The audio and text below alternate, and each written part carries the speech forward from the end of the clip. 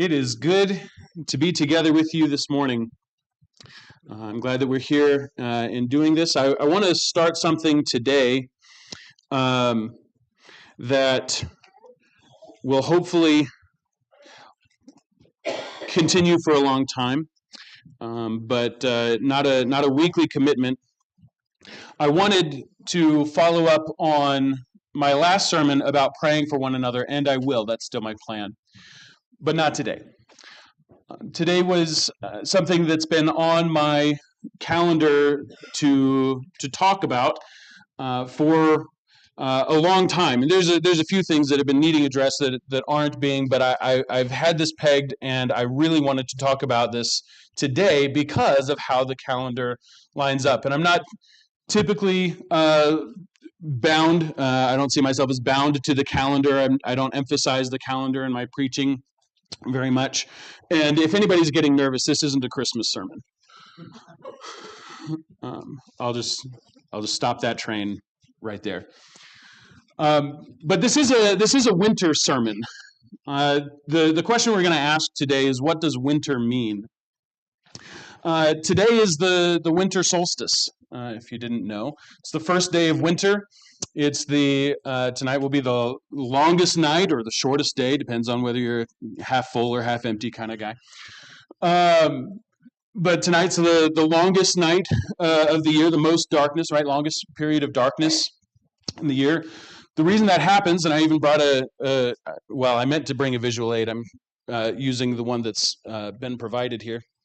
We're seeing he's got the whole world.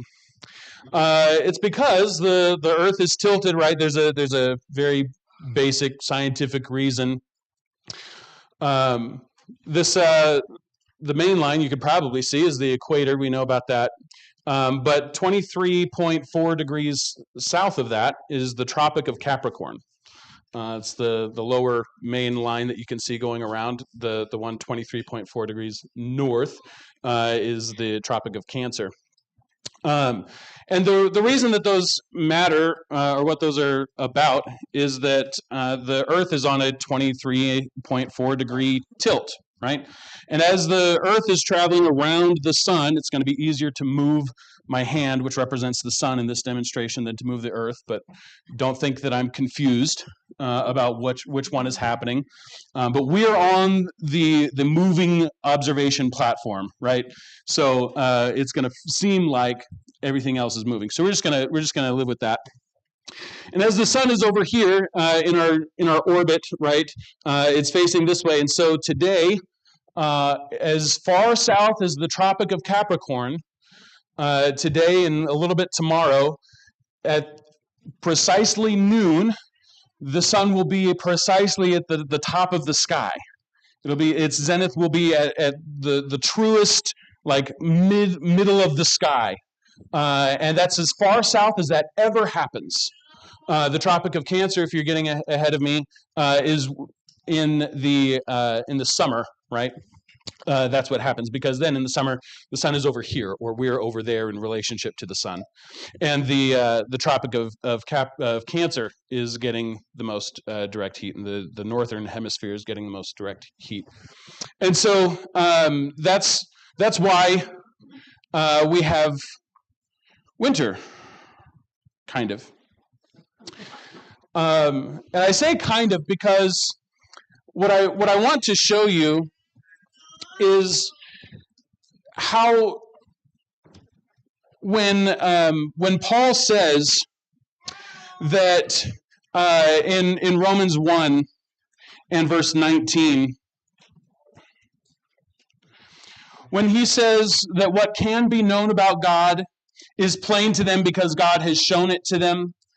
And then we know the next verse a lot better. He says, for his invisible attributes, namely his eternal power and divine nature, have been clearly perceived ever since the creation of the world and the things that have been made, so they are without excuse. He goes on to talk about what a depraved thing it is for humanity, and especially pagan culture, right, to turn from serving and honoring and worshiping and glorifying the Creator, to instead turn their attention, their worship and the glory that they offer to things that have been created instead. That's kind of the rest of the chapter. He talks about some other specific issues in there. But when he talks about that, when he says that God's invisible attributes, his eternal power and Godhead, are clearly seen in creation, he's not anticipating any scientific discovery that would disprove evolution. He is standing on the shoulders of centuries of human thought, of poetry, and of philosophy, of the natural philosophy that all ancient civilizations shared. They disagreed about which great power created the world and the heavens.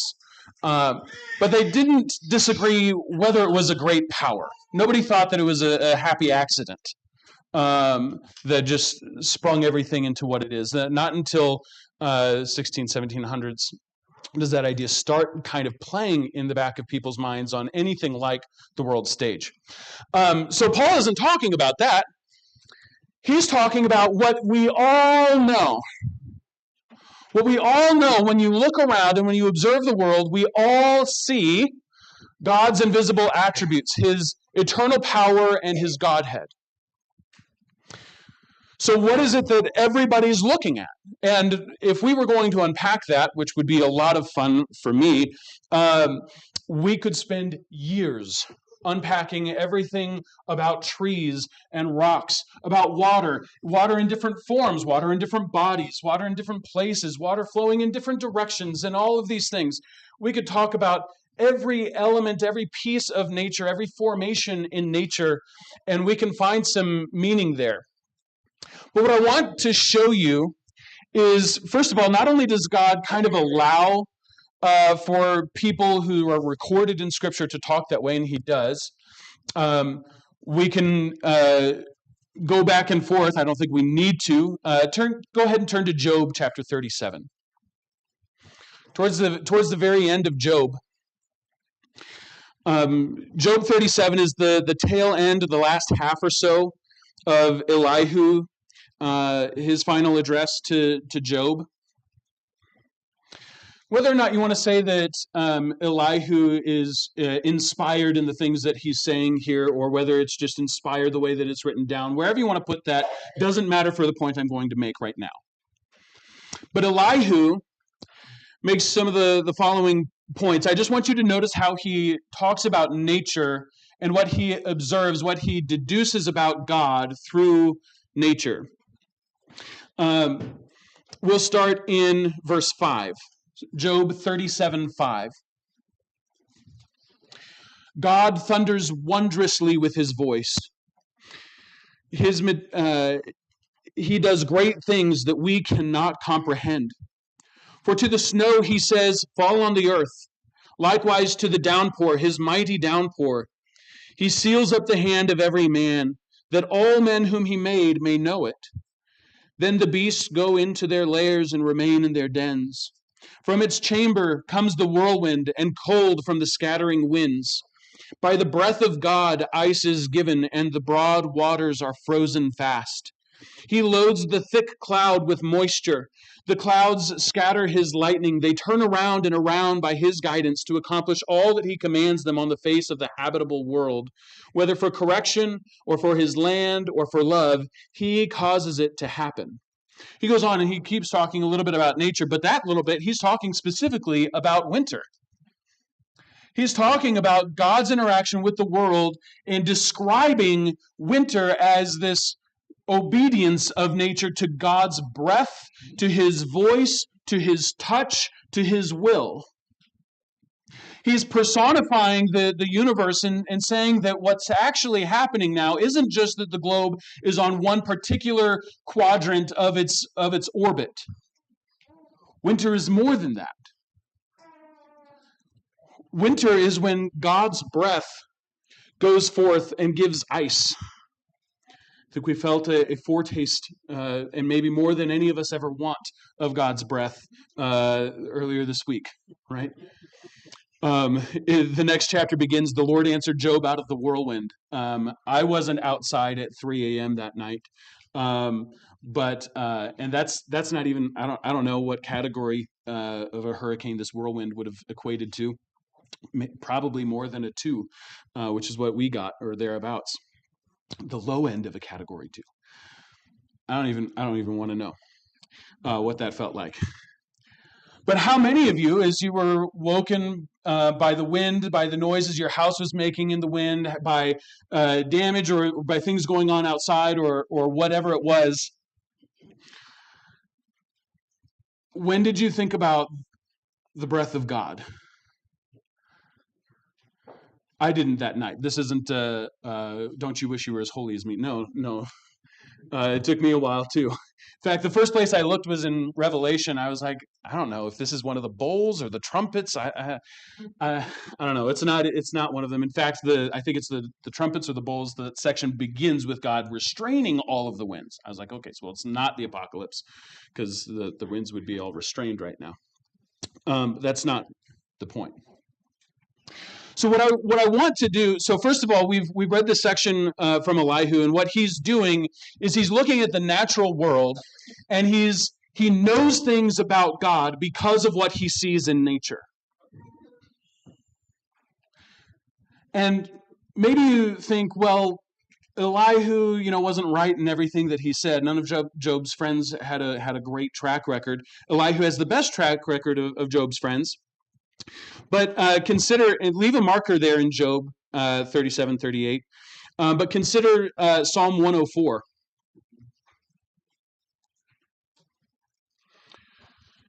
You can pick any 3 verses or so in this text. We're going to start in verse 16. No, we'll start in 13. Final answer. From your lofty abode, Psalm 104:13. From your lofty abode you water the mountains. The earth is satisfied with the fruit of your work. You cause the grass to grow for the livestock, and plants for man to cultivate, that he may bring forth food from the earth, and wine to gladden the heart of man, oil to make his face shine, and bread to strengthen man's heart. The trees of the Lord are watered abundantly, the cedars of Lebanon that he planted. In them the birds build their nests. The stork has her home in the fir trees. The high mountains are for the wild goats. The rocks are a refuge for the rock badgers. He made the moon to mark the seasons. The sun knows its time for setting. You made the darkness, and it is night, when all the beasts of the forest creep about. The young lions roar for their prey, seeking their food from God. When the sun rises, they steal away and lie down in their dens. Man goes out to his work and to his labor until the evening. Lord, how manifold are all your works. In wisdom you have made them all. The earth is full of your creatures. And then he talks about the sea and the ships that go on the sea after that. This whole chapter, this whole psalm, I exhort you to read and to consider in the context of what we're talking about. But here's an inspired psalmist looking at nature and saying things about God based on what he observes in nature. That God is marking out all of these things. God has designed and is doing all of these things. And not just because he promised in Genesis 8:22 that Lucas read for us, that until he destroys the world finally, and not with flood, the seasons will continue and continue and continue. They will never cease as long as the earth exists.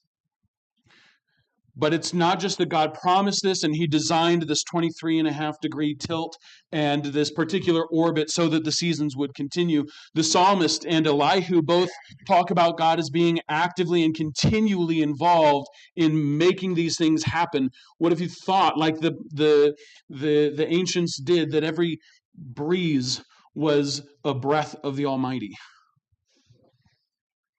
The fact that the word for wind, ruach in the Hebrew, is the same word for breath and for spirit, isn't just like this coincidence or this little blurb in linguistics. This isn't just like a coincidence that happens. It's not just an annoying thing where now we have a context thing that we have to figure out which one is being meant.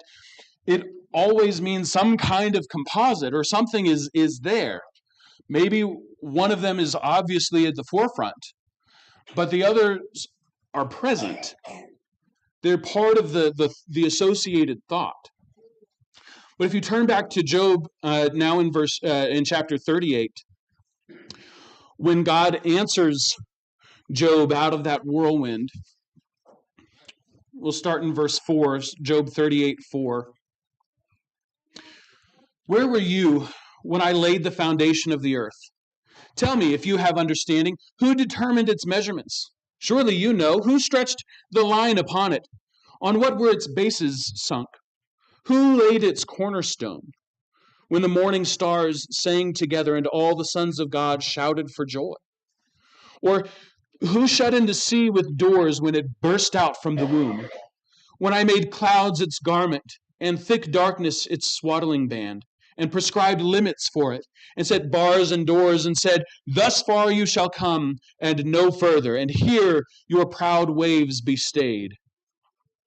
Have you commanded the morning, since your days began, and caused the dawn to know its place, that it might take hold of the skirts of the earth, and the wicked be shaken out of it? Again, this is another passage. You can keep going. These are God's own words. This is how God is describing his interaction with all of creation.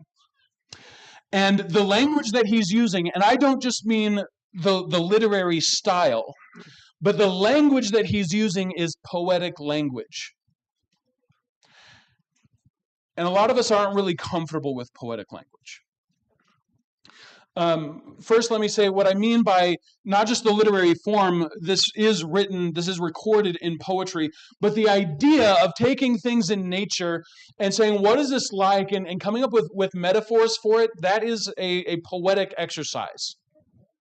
That's poetic thought. And that's how God expresses this.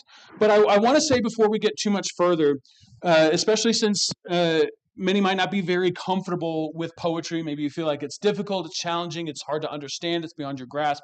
I want to give you a lot of comfort and say that I'm kind of just getting into poetry and really appreciating poetry. And if I can feel like I have a grasp on poetry any of the time, I'm sure you can handle some poetry. If I can do it, you can do it. I've been accused of being a brainiac. I don't identify as a brainiac. I really think this is approachable. But here's what's happening, just to kind of equip you to go into poetry in and outside of Scripture, but especially we're looking at in Scripture. What poetry is doing most often is taking a moment or a story and freezing it in time. It's like painting a picture where when you look at a picture, maybe we pick one of Monet's paintings, the water lilies. When you look at that, you know that he was looking at that pond in the context of a day, and that light was changing, and the day went on, and those lilies are long since dead and have been replaced by their great descendants. So you know that those lilies, that scene that he painted, was part of a bigger picture, a bigger story, but he distilled a moment. He captured a moment, and you're meant to look at that and kind of step into that one moment and look around. Poetry is doing something very similar.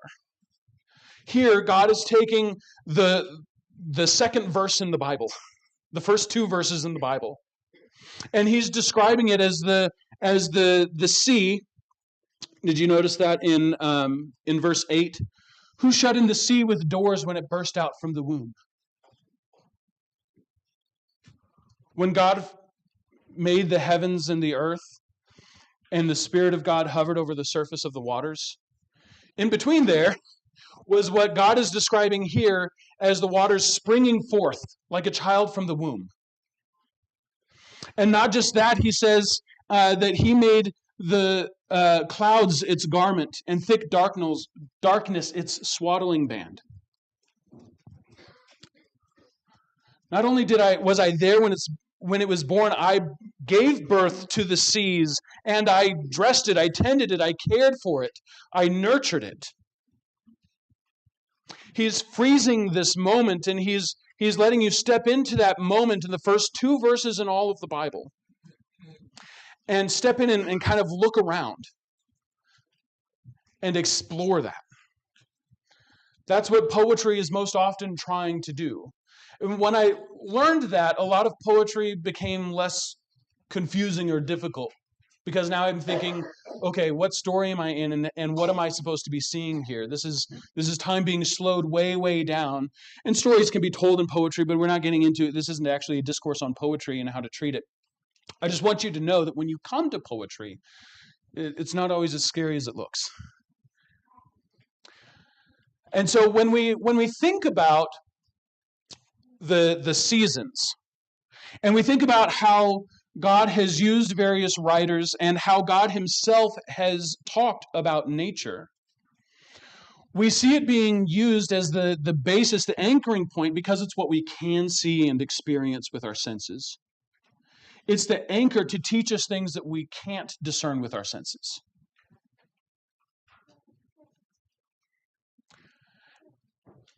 What I want to start doing, the first sermon that I can in any given season, is equipping you to spend the next 3 months or so noticing the world outside you. Sometimes it's hard not to notice, right? But what do we do with those observations that are sometimes thrust upon us? Most often, most of my life, I've complained that now it's too hot. Nope, now it's too cold. Now it's too hot. Now it's too cold. There's too much wind. What's with all this wind? When will it settle down? When can it get back to being comfortable for me? As though that's what nature exists for.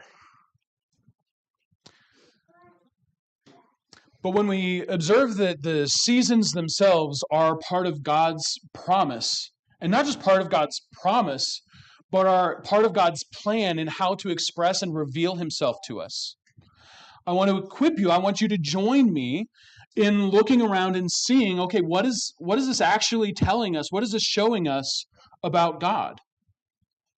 Because that crazy windstorm that we had was God's whisper. If you think about the world and what's going on in the world in winter, you think about and there's so much here. I'm not pretending to be exhaustive, and I want to do this for years to come. Buckle up. And so I won't even try to be exhaustive. I'm going to try to leave things for next year and the year after that. But one of the things that happens in the winter, and here it can happen in all 4 seasons, it's supposed to happen the most in winter, snow. And when the world is blanketed in snow, there's a lot of great things going on. But one of them is that it's very, very, very, very quiet. There's just this tremendous kind of peace and stillness. And next time that you go outside and you notice just how perfectly quiet the world is, maybe think about Psalm, I think it's 46, right? To be still and know that I am God. The world in its stillness is letting all glory and attention be turned to the Creator. What's it like for you when you get to just be still and calm and quiet? Is that what you're doing with your quiet?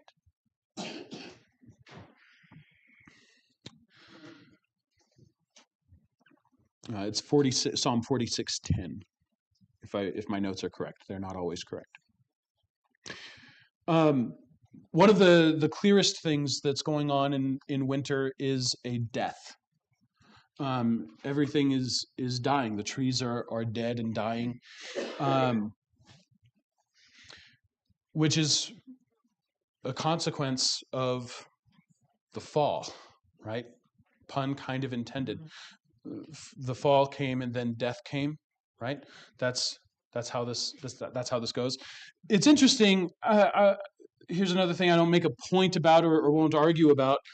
There's no evidence, there's no indication, there's no language at all about seasons, period, until Genesis 8:22.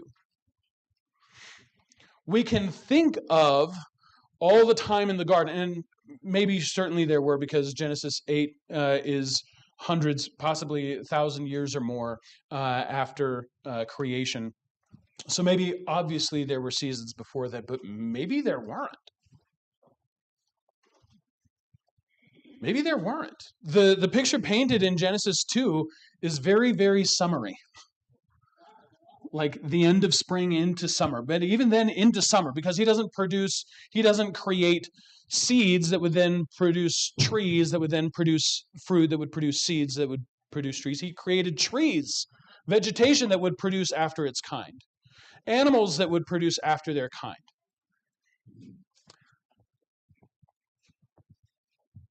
And then from the fullness of life comes fall, and fall brings death, right? Winter. But thankfully, while the world lies under this sleep, it's just a sleep. Because we know from Genesis 8:22 and however many winters you've experienced by now, spring comes next. Next time that you see a dead tree, and here's a way to exhaust yourself, or to really nail a meditative practice, because you're going to see a lot of dead trees in the next several weeks. Think about death being overcome. Think about the sleep of death being the anticipation of a resurrection, of new life. That's a right, a wholesome and encouraging way to look at nature. Can you look at a tree and miss what it looked like weeks ago, months ago, when it was full? Or maybe just fewer weeks ago when the colors were changing and were maybe at that particularly favorite part of yours in that transition? You can miss that. But you can also expect another one. As it happens, that teaches us something about mourning. All of a sudden, now my mind is in 1 Thessalonians 4 and 5 and thinking about those who have fallen asleep in Christ. And can I miss what it was like when the flower of their youth was vibrant and their life was in full throw? Yeah, I can miss that. But I can also anticipate with even more certainty than I can the coming spring, the resurrection.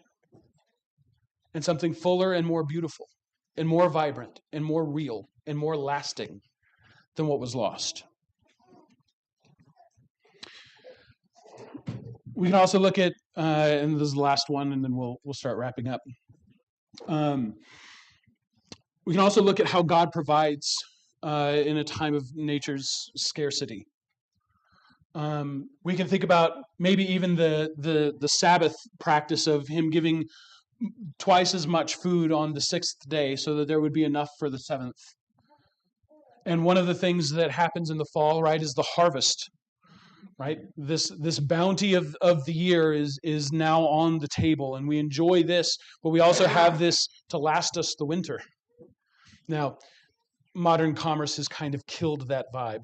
But if you search for it, you can find it.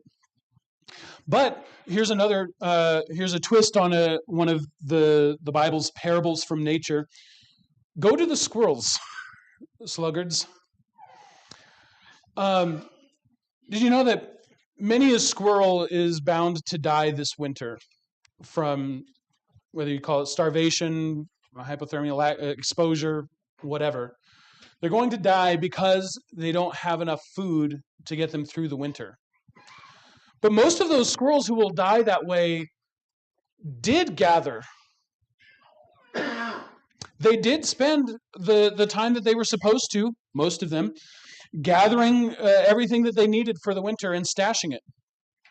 But they'll die anyway because a lot of them will forget where they hid their stuff.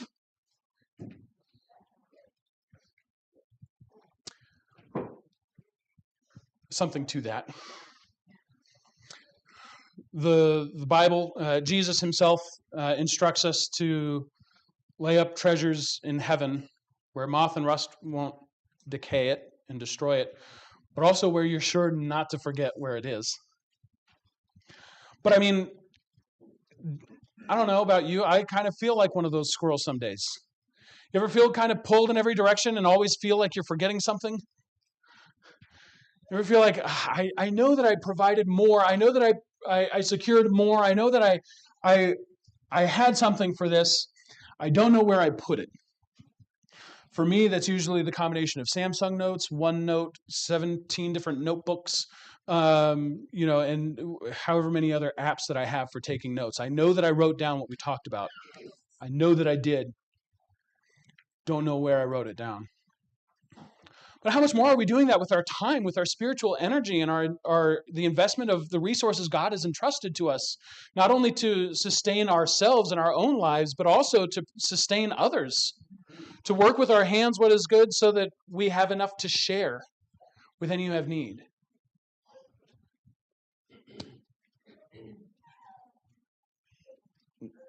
I can look at nature, I can look at winter and what's going on, and I can be reminded that I need to streamline. I need to focus better.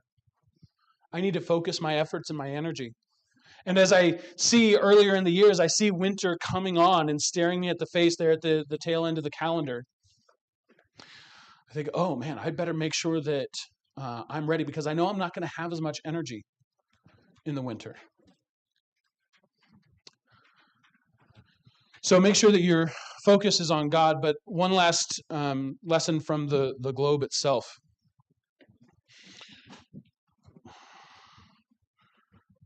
From a purely, physical standpoint, the reason that it's winter in the northern hemisphere is because the northern hemisphere sees the sun over there and is doing this.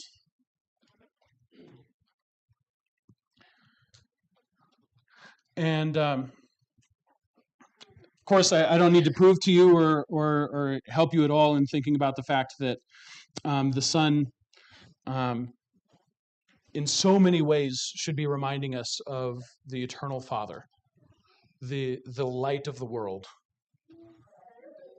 And so maybe if you feel like spiritually in your life that you're in a season of winter, of scarcity, of coldness, of isolation, of death, you're not on a fixed axis. And maybe you need to lean in. Maybe you need to draw closer to God. And if we can help you draw closer to God in any way or for any reason, let us know. While together we stand and sing.